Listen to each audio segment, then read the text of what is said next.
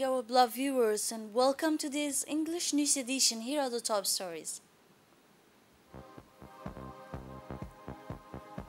The President of the Republic in Jeddah for the 32 Ordinary Summit of Arab League. A closing of an awareness seminar for the importance of national quality infrastructure. In Italy, the tolls of flood victims continues to rise for the international news. Those were the top stories. Thanks for joining us in our newsroom. The President of the Republic, His Excellency Ismail Mergili, went and arrived in Jeddah to participate in the proceeding of 32 Ordinary Summit of the League of Arab States, which opened this afternoon in Jeddah. Several fundamental topics will be held at the heart of the summit discussion, including the reinstatement of Syria within the organization, which was suspended in 2011 following the conflict that led to a civil war. This Arab League summit aims to provide a general overview of the situation in its member nation, which face chronic difficulties, the Palestinian issues and the crisis in Sudan, but also the evolving situation in Yemen, as well as the political and institutional challenges faced by Arab countries which are grappling with the economic difficulties will be among the topics discussed. So during this gathering, the summit in Jeddah serves as a platform to discuss various matters of a common interest, the Palestinian issues and the political and institutional deadlock it's faced, and the economic difficulties were addressed during this meeting. Furthermore, this summit dedicate a significant portion its work to achieve greater integration among its member countries, driving by the geopolitical challenges and increasingly characterized in the world. The speech of the head of state. In his opening speech, the head of state expressed joy and gratitude for the warm welcome received in Jeddah. For more details, let us listen to the head of state. بسم الله الرحمن الرحيم الحمد لله رب العالمين والصلاة والسلام على أشرف الأنبياء والمرسلين وعلى آله وصحبه أجمعين. It is with great joy that we gather in the city of Jeddah, the bride of the Red Sea and the gateway to the two holy places. Allow me at the outset of my speech to express my sincerest thanks, appreciation, and gratitude to the brotherly kingdom of Saudi Arabia as a nation, government, and people for the warm welcome and generous hospitality we have received, as well as for the outstanding preparations for this summit. I would also like to express my deep gratitude to my brother, His Excellency President Abdul Majid Tebboune, President of the People's Democratic Republic of Algeria, for his commendable efforts during his previous term of office. And my thanks also goes to His Excellency the Secretary General of the League of Arab States and the General Secretary for their unceasing efforts in the service of joint Arab actions. Your Majesties, Your Highness, Your Excellencies, ladies and gentlemen, our esteemed Consul meets under decadated circumstances and interconnected challenge that brought about by the increasingly serious crisis in our Arab world, as well as by rapid regional and international changes. It is clear that we can only face these challenges through unified and coherent Arab positions based on new and effective strategies and working mechanisms which can meet the aspirations of the Arab peoples in search of unity and integration at all levels, while contributing to finding practical solutions for the conflicts that affect some of our countries, for which the innocent people of our nation are paying the price. Your Majesties, Excellencies, and Highness, we express our gratitude for your unwavering support and commitment to our nation's just causes, especially the Palestinian issue, which is undergoing extremely difficult circumstances due to the relentless persecution of the brotherly Palestinian people by the Israeli under particularly harsh conditions. In this context, we call on the Hebrew state to emerge from its crisis and end the suffering of the brutally Syrian people that has been going on for the past few years. As for the brutally Yemen, we reaffirm our unconditional support for the brutally Yemeni people and their legitimate leadership at all levels. We express our optimism about the atmosphere of peace that is beginning to spread in the region, particularly in the context of the reapproachment between the Kingdom of Saudi Arabia and the Islamic Republic of Iran, which has rekindled hopes of reducing tensions in Yemen and strengthening the regional security stability. In this context, we welcome the efforts of the kingdom's government to revitalize the political process and achieve a comprehensive and lasting political solution in accordance with the agreed references and under the supervision of the United Nations. In the second part of his speech, the President of the Republic turned his attention to the global challenges and their impact on the Arab world. Once again, let us listen to the head of state. حول تطورات الوضع في جمهورية السودان الشقيقة. With regard to development in the neighboring Republic of Sudan, we reaffirm our deep concern for the security and stability of Sudan and the integrity of its territory. We also welcome local, regional, and international efforts to end hostilities and create conditions for an inclusive political dialogue. We would like to highlight the ongoing discussions in Jeddah between the Sudanese army and the Rapid Support Forces under the auspice of the brotherly Kingdom of Saudi Arabia and the United States of America. As a member of the Mediation Committee in the South Sudanese crisis, the Republic of Djibouti continues its efforts to coordinate its positions with the other mediating countries involved in this mediation, as well as regarding development in Somalia. We welcome the atmosphere of openness and political stability that is beginning to manifest itself in this brotherly country. We also highlight the efforts of the government of President Hassan Sheikh Mahmoud to improve economic, social, and security conditions. At the same time, we emphasize that Somalia still needs the support of its brothers, and their backing to achieve the aspiration of its people for security, stability, and development. Your Majesties, Excellencies, and Highness, in this difficult and delicate period of our Arab history, we need a serious and sincere pause to reflect on the state of the nation and its shattering realities in order to avert the ever-increasing risks and renew our determination to defend the rights of our people and preserve their resources and dignities. We are filled with hope and optimism under the aegis of the Kingdom of Saudi Arabia, our brotherly country, which is leading the joint Arab cooperation efforts based on its weight and pioneering role, as well as its usual commitment to unity and defense of the nation's cause. وأن يوفقنا جميعا لما فيه الخير والصلاح والسلام عليكم ورحمة الله وبركاته. The Embassy of the Republic of Rwanda credited to Djibouti with residents in Addis Ababa in collaboration with the government of Djibouti commemorate for the 29th time that 1994 genocide perpetrated against the Tutsi in Rwanda under the theme Remembrance, Unity, and Renewal.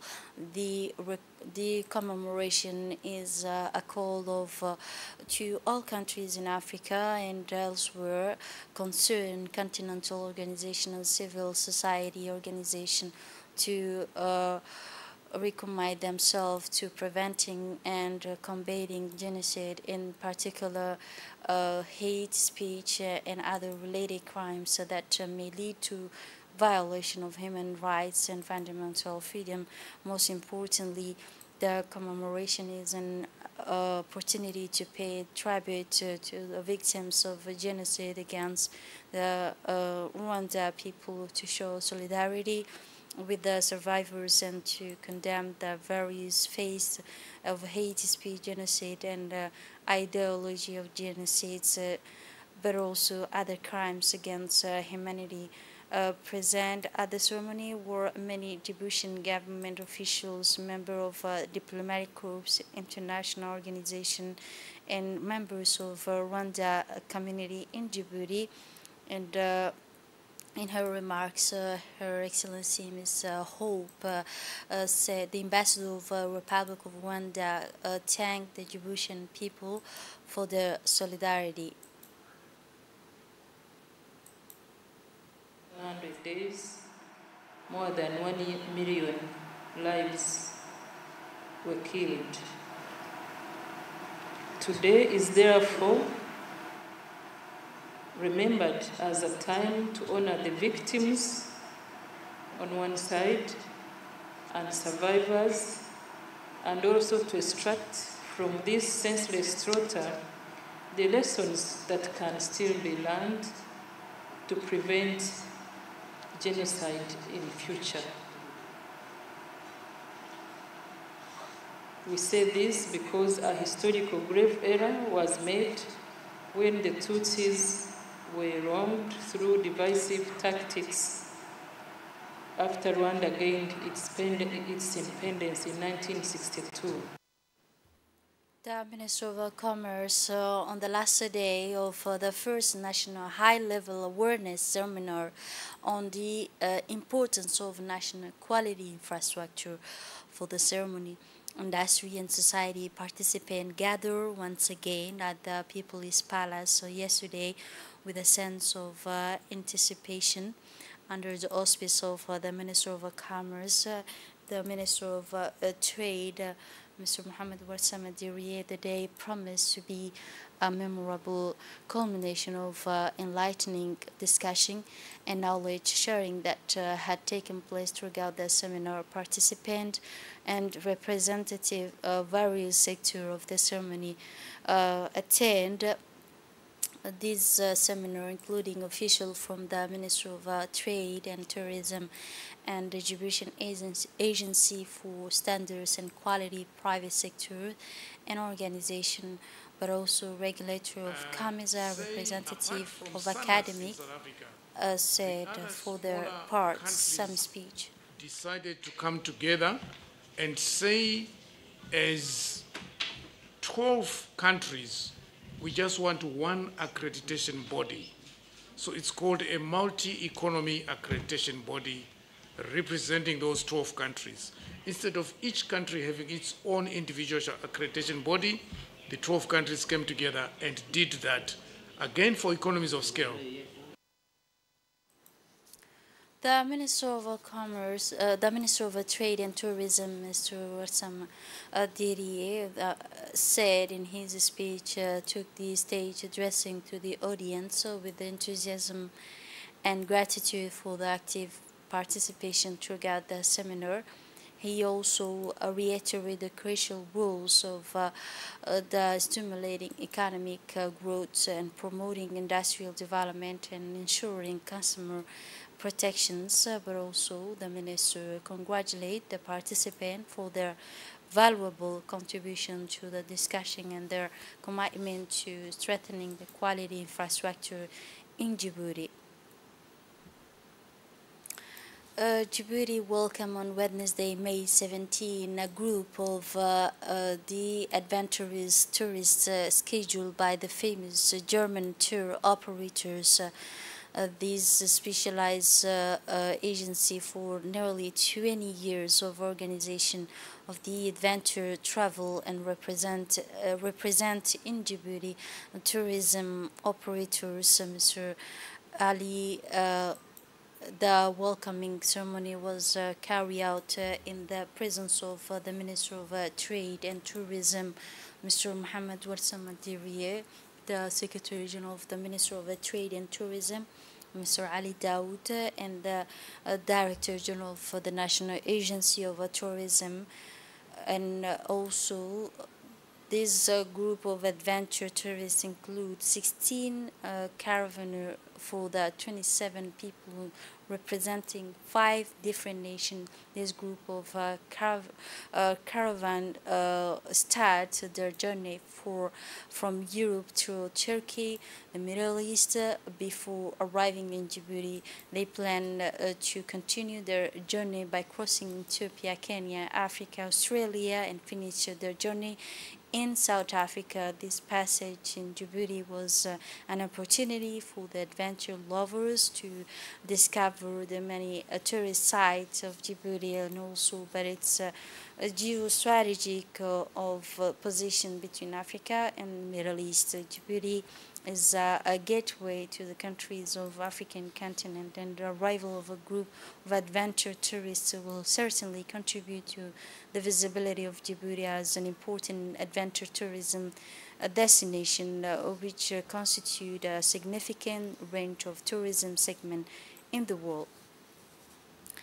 And the meeting room of the Chamber of Commerce hosted the official launch of the new digital platform, the electronic portal of public procurements, an initiative that will accompany the digital revolution and benefit from new opportunities that are offered by the information technologies and communication to apply them in the file of public procurement through these portal private operators and public administration will have access to the information. Thus, the call for tenders has also the words of a contact as well as statistic will now be more accessible to the larger number and create electronic public procurement portal marks of the first step in the this procurement which will begin in 2024. And also the public procurement is a part of a more general framework of public procurement reform and currently underway to make public efficient and transparent. This approach will also meet the requirement of information sharing, fidelity and information accessibility of the information and accountability. In addition to the Secretary General for the government, Mr. Almis Mohammed, the President of the Chamber of Commerce, Mr. Yusuf Musa Dewali, and the Director General for the ANCIA, Mr. Mustafa, as well as a member of the CNPM, and also the private sector actors were present at this meeting. In a statement by the President of the Chamber of Commerce, Mr. Yusuf Musa Dewali, he said and clarified that this platform will meet the requirement of the database and provide easy access to these procurements, he said, and creating a platform for the electronic public procurement is a crucial stage, he said, and removing the physical aspect of electronic purchase will be implemented in 2024, he concluded. The President of the Djibouti Port and Prisons Authorities, Mr. Abubakar Omar Hadi, had the pleasure of welcoming today the delegation from the African Union and the United Nations Industrial Development Organization. The delegation was led by the ambassador of Djibouti to Federal Democratic Republic of Ethiopia and the African Union, Mr. Abdi Abe Mahmoud, the ambassador of Niger to Federal Democratic Republic of Ethiopia and the African Union, Mr. Hassan Dawa, and also the ambassador of Rwanda to Federal Democratic Republic of Ethiopia and African Union were present at this ceremony, and the representative of the President of the Republic of Niger, who is the champion of the African Union on inclusive and sustainable industrialization and productive transformation. The discussion will focus on the exclusive and sustainable industrialization of Africa and productive transformation, which will accelerate the pace of transformation in the continent from one with the high import and also the higher risk of external shocks and continent with the export intensity and global competitiveness. In this regard, the Africa will make a significant change in poverty and reduction to create decent jobs for its population, especially for women and youth, by increasing the prospect for wealth creation. On Tuesday, May 18, Promises of National Library and Archive hosted the closing ceremony marking the end of the training of CDC management organized under the auspice of the Ministry of Youth and Culture and Sport in collaboration with the French Development Agency. This training initiated in the context of upcoming inauguration for the Hayablay and also the CDC of the neighborhood of Mustikar and aim to support the functioning and management of this new CDC. It's benefit the technical team of CDC and teachers, but also treaters of this department will be the National Agency for Cultural and Artistic Promotion, as well as the volunteer from various associations. At the end of the training, the 24 participants were awarded a certificate of participation following a series of speech by the representative from the relevant institution, including the French Embassy and the Ministry of Youth and Sport, but also the Agency for Sustainable Development and Solidarity, known as ADDS, who expressed their gratitude and encouragement to the beneficiaries of the training. The ceremony concluded with the traditional group photo, emphasize and symbolize the connection during the 5 days of training.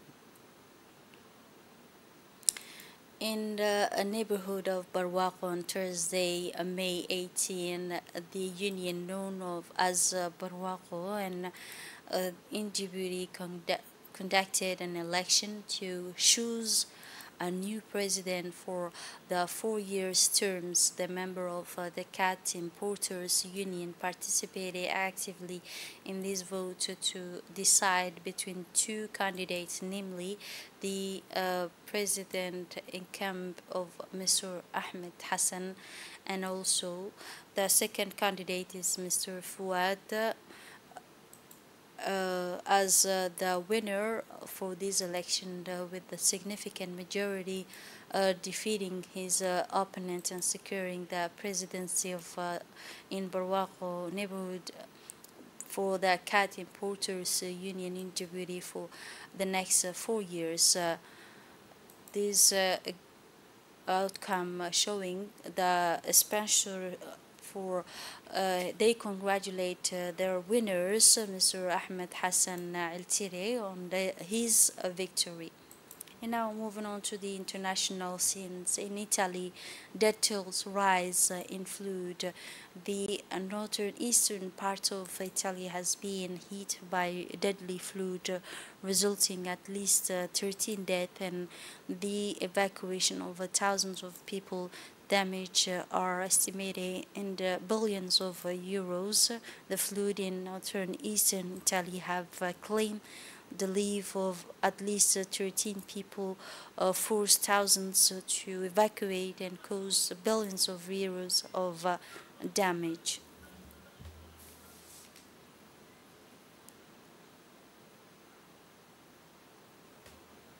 This is it for this edition. Thanks for watching and have a wonderful evening.